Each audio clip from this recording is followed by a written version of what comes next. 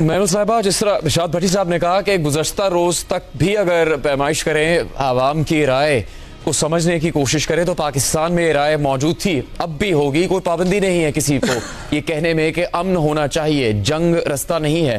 पाकिस्तान ने उनके तैयारे गिराए, दुनिया मान रही है, उनके ड्रोन गिराए जा चुके हैं, दुनिया मान रही है। उसके बावजूद पाकिस्तान ऐसे इकदाम नहीं कर रहा जिससे खतरनाक किस्म की जंग हो और कशीदगी इस हद तक जाए जिससे वापस आना मुमकिन ना हो सके। लेकिन आपको लगता है कि भारत मुसलसल यही कोशिशें कर रहा है? देखिए जुनैद, सबसे पहली बात तो यह है कि भारत जो भी उसने किया है उसका प्रोपेगेंडा, उसके झूठ ऐसे बेनकाब हुए हैं कि सारी दुनिया के सामने हैं। वो थ्रू इंटरनेशनल मीडिया हो या वो थ्रू डिप्लोमेटिक सर्कल्स हो, वो हर चीज जो भारत ने की है वो सब कुछ सामने है। आप देखिए इधर पाकिस्तान क्या कर रहे हैं कि जो चीज होती है उसके बाद हमें रियल टाइम में बताया जाता है, हमें पूरी उसकी डिटेल्स दी जाती है। अभी भी जो इसहाक डार साहब और DG ISP आ रहा है, इनकी प्रेस कॉन्फ्रेंस बहुत अहम प्रेस कॉन्फ्रेंस थी, क्योंकि जिस किस्म के झूठे बेबुनियाद इल्जामात इंडिया ने हमारे ऊपर लगाया है कि कल के जो चीजों के बारे में, उसका जवाब देना और वो भी विजुअल एविडेंस के साथ बहुत जरूरी था। आप देखिए कि पहले दिन से, यानी कि हम यहां पर बात करें कि जो गोदी मीडिया है उसने 10 मिनट के अंदर जो है कह दिया कि पहलगाम अटैक हुआ है और ये पाकिस्तान ने किया, क्योंकि वो बीजेपी का माउथपीस है और जो बीजेपी हुकूमत उन्हें कहती है वो वही बोलते हैं, उन्हीं की जुबान बोलते हैं। किसी ने कोई एविडेंस नहीं मांगा, अब जाकर उनकी अपने जो है एजेंसीज वो मांग रहे हैं एविडेंस। मतलब आपने एक अटैक हुआ 22 अप्रैल को, उसके बाद आपने एक मुल्क के दूसरे मुल्क के ऊपर, जो कि दोनों हम न्यूक्लियर पावर्ड नेशंस हैं, आपने जो है उसके बावजूद आपने अटैक कर दिया, अनप्रोवोक्ड अटैक हमारे सिविलियन इंफ्रास्ट्रक्चर के ऊपर आपने अटैक किया, एक्ट ऑफ वॉर आपने किया। और अब आप जो है सबूत मांगते फिर रहे हैं।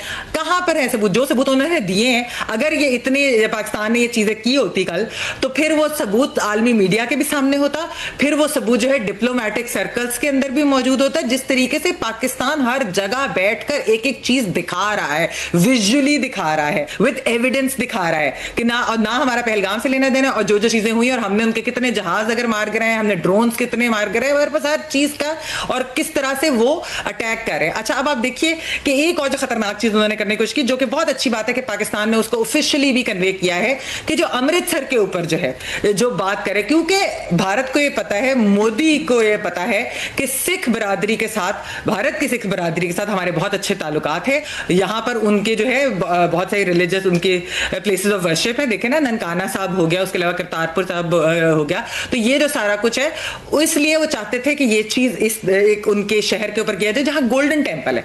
तो ये कितना एक डेंजरस चीज करने की कोशिश कर रहा था भारत, और वो वैसे भी अपनी माइनॉरिटीज की कोई कदर नहीं करता, वो मुस्लिम माइनॉरिटी हो या सिख माइनॉरिटी हो। तो ये जो एक हिंदुत्व रजीम है इस वक्त, वो बड़ा डेंजरस खेल खेल रही है। वो ना सिर्फ अपने मुल्क के साथ, वो इस वक्त दुनिया के साथ, ना सिर्फ पाकिस्तान के साथ बल्कि दुनिया के साथ एक इस वक्त बड़ा डेंजरस खेल खेल रही है, क्योंकि वो चाहती है कि जंग हो, और जंग हो, दो न्यूक्लियर ममालिक के दरमियान जंग हो, और फिर जब ऐसी जंग होगी जुनैद, तो इसके बहुत खतरनाक नतीजे होंगे और दुनिया को ये पता चलना चाहिए। और इसीलिए हमारी जो डिप्लोमेसी है वो बहुत अच्छी भी सक जा रही है, लेकिन जो बात है कि हमें एग्रेसिवली ये दुनिया को बताना होगा कि जब एक दफा ये बात जो भी भट्टी साहब कर रहे थे, ये बात सही है कि पब्लिक सेंटीमेंट इस वक्त है कि वो हम पर अनप्रोवोक्ड अटैक पे अटैक किए जा रहे हैं बगैर किसी सबूत के, बेबुनियाद तरीके से। तो अब हम क्या करें? क्या हम जवाब ना दें?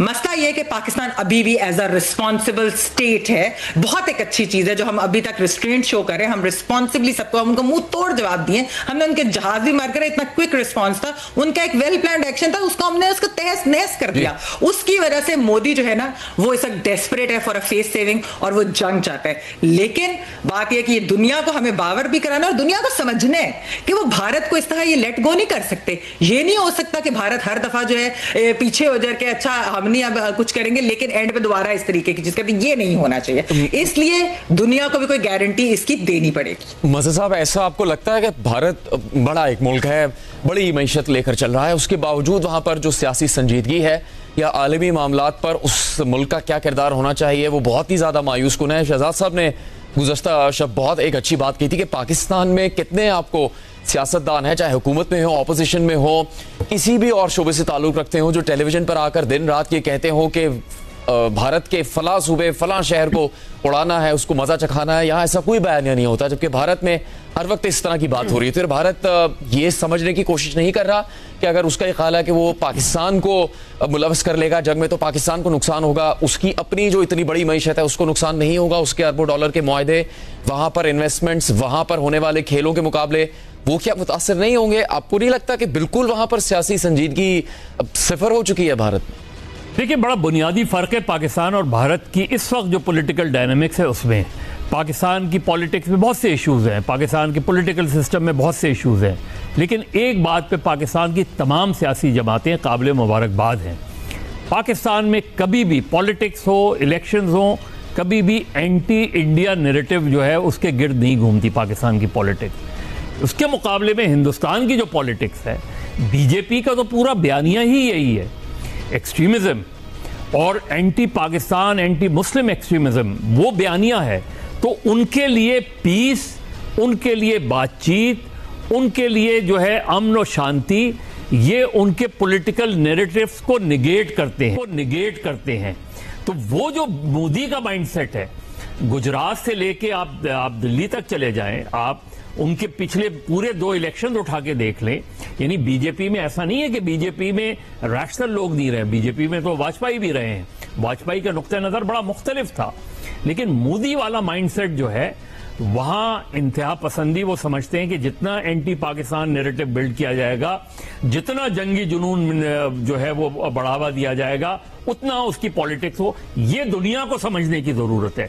आज तक दुनिया पाकिस्तान को एज ए एक्सट्रीमिस्ट स्टेट के तौर पे देख रही है। दुनिया को यह समझने की जरूरत है कि Pakistan is not an extremist state. India, आज का इंडिया जो है, वहां जो इंतहा पसंदी है उसको रोका जाए, वहां जो जंगी जुनून है उसको रोका जाए, वहां जो मोदीइज्म फैल रहा है उसको रोका जाए।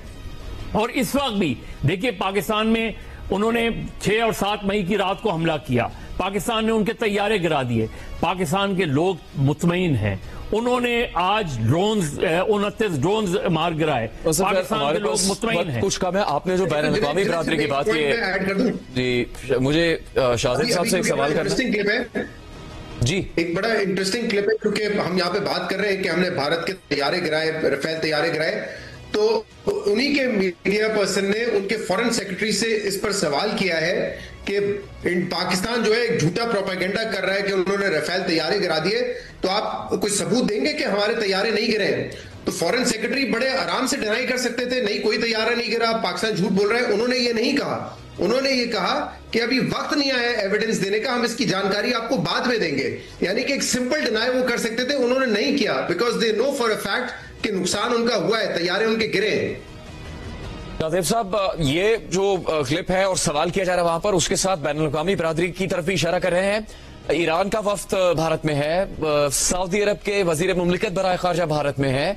अगर बैनुल-अक़वामी बिरादरी के ये नुमाइंदे भी भारत को ये समझाने में कामयाब नहीं होते कि आप जंग करेंगे तो आपके खिलाफ भी जंग होगी, आप बॉर्डर के उस पार नुकसान पहुंचाएंगे तो फिर आपको भी नुकसान होगा, आप वहां आग लगाएंगे तो आपके भी आग लगेगी, अगर वो उनको ये नहीं समझा सकते तो फिर कोई भी और ऑप्शन नहीं रहेगा जंग का रास्ता अख्तियार करने के अलावा? क्या नहीं, मगर जो समझ में आ रही है उन्हें, इनफैक्ट हो ये रहा है कि पहले वो समझते नहीं है, फिर दुनिया को समझा रहे होते हैं। कल अजीत दोल साहब ने रशिया, अमेरिका, बरतानिया सबको कॉल करके बताया कि अब हम यहाँ से एस्केलेट नहीं करना चाहते हैं। मगर जब बैनुल अक़वामी मीडिया में हेडलाइंस आ गई, जिसका शराबी बता रहे, खुद जवाब ही नहीं देने को तैयार हो रहे कि इस पर बात करने का वक्त नहीं है, कि पाकिस्तान ने आपके तैयारे मार गिराए हैं, तो फिर हुआ कि अब डोमेस्टिक ऑडियंस को हम कैसे सेटिस्फाई करें? जब आपकी war narrative, domestic political narrative drive कर रहा हो तो फिर यही होता है। फिर आपने दोबारा कार्रवाई की और जो ईरानी वजीर खारजा से उनकी मुलाकात हुई है, जयशंकर साहब ने उनको भी यही कहा है, इंडियन मीडिया ने रिपोर्ट किया है कि अब हम यहां से एस्केलेट नहीं करेंगे, पाकिस्तान ने अगर कुछ किया तो हम रिस्पॉन्ड करेंगे। उन्होंने जो पहला पाकिस्तान पर हमले किए और मासूम शहरी मारे, उसके बाद भी उनका जो स्टेटमेंट आया भारतीय हुकूमत का, वो यही था कि जी हमने पाकिस्तान के कोई मिलिट्री इंस्टॉलेशंस पे हमले नहीं किए, हमने टेररिस्ट पर हमले किए हैं और हम इसको एस्केलेट यहां से नहीं करना चाहते हैं। और फिर सारी दुनिया को भी उन्होंने यही बताया कि पाकिस्तान ताकि रिस्पॉन्ड ना करे। मगर जब बाद में पता चला कि उस हमले में ही पाकिस्तान ने आपके 5 जहाज मार गिराए और बैनुल-अक़वामी मीडिया रिपोर्ट करना शुरू हो गया है, तो फिर आज एक दफा फिर हमला किया और अब दोबारा जयशंकर साहब कह रहे हैं हमारा यहां से एस्केलेट करने का इरादा नहीं है। यानी आप दुनिया से ये कह रहे हैं कि पाकिस्तान को आप रोकें, मगर दुनिया को ये बताने के लिए कि पहली दफा के बाद दूसरी दफा अग्रेशन आप ही ने की है, आप ये भी नहीं बता पा रहे कि जी हमने कहा था ना घुस के मारेंगे तो हमने ही घुस के मारा है, बल्कि आप दुनिया को ये बता रहे हैं कि नहीं पाकिस्तान 15 जगह पे घुस के मार रहा था हमें, इसलिए हमने पाकिस्तान में ड्रोन भेजे और घुस के मारने की कोशिश की और अब हमारा दोबारा इरादा नहीं है। तो जब आप नैरेटिव के गुलाम होते हैं तो इस तरीके से होते हैं। और जाहिर बड़ी अच्छी बात यह है कि आज पाकिस्तान में अवाम में जाहिर परेशानी थी कि ड्रोन आए और उसके बाद पाकिस्तानी मीडिया में, पाकिस्तान की स्टेट में आपको अभी तक वो जिंगोइज्म नहीं नजर आ रहा है। पाकिस्तान अभी जो प्रेस कॉन्फ्रेंस थी डिप्टी प्राइम मिनिस्टर की तरफ से और DGISPR की तरफ से एक बैलेंस प्रेस कॉन्फ्रेंस थी, तफसीलात बताई गई, हकाइक सामने रखे गए। पाकिस्तान अभी भी नहीं कह रहा है कि हम आपके शहरियों को मारेंगे जिस तरीके से आपने हमारे शहरी मारे हैं। वहां पर जो महमल बता रही हैं, कल उन्होंने एक पूरा अमृतसर में और इंडियन पंजाब में करने की कोशिश की कि पाकिस्तान हमला करने वाला है, और मगर वो भी सारा का सारा झूठ साबित हुआ, हकाइक भी दिखाए गए। तो इस वक्त हो ये रहा है कि वो अपनी डोमेस्टिक ऑडियंस को, अपने नैरेटिव को सेटिस्फाई करने के लिए पहले हमला करते हैं, फिर दुनिया को बताते हैं अब हम नहीं करेंगे, पाकिस्तान को रोकें। मगर फिर जब नैरेटिव आता है कि जी रफाल गिर गया और बैनुल-अक़वामी मीडिया में हेडलाइन आती है, फिर कुछ करते हैं और फिर कहते हैं दुनिया पाकिस्तान को रोके हम नहीं करेंगे, जो कि जयशंकर साहब का फिर बयान आया है। पाकिस्तान ने फैसला करना है, बेहतर यह होगा 2 एटमी मुमालिक जंग की तरफ ना जाएं, मगर एक परमानेंट सॉल्यूशन निकले। एक वाकया जब इंडिया के अंदर फॉल्ट लाइन से और एक वाकया 2 मुल्कों को आमने सामने ले आए, ये नहीं हो सकता। इरशाद भट्टी साहब, क्या होना चाहिए अगला कदम इस सिलसिले? भाईजान, होना तो अमन चाहिए, जंग नहीं होनी चाहिए। एक 2 पड़ोसी मुल्क हैं और भारत को अपने अखंड भारत के ख्वाब से निकलना चाहिए और ये रोज रोज ड्रामे रचाकर रोज रोज चढ़ाइयाँ वाला ख्वाब खत्म करना चाहिए, चुधराहट वाला ख्वाब खत्म करना चाहिए। लेकिन बदकिस्मती से मुझे ऐसा लग नहीं रहा और आलमी कोशिशें भी हो रही हैं, बैकडोर डिप्लोमेसी भी हो रही है, पाकिस्तानी हुकूमत और हमारे रियासत है वो भी जारी रहेगी।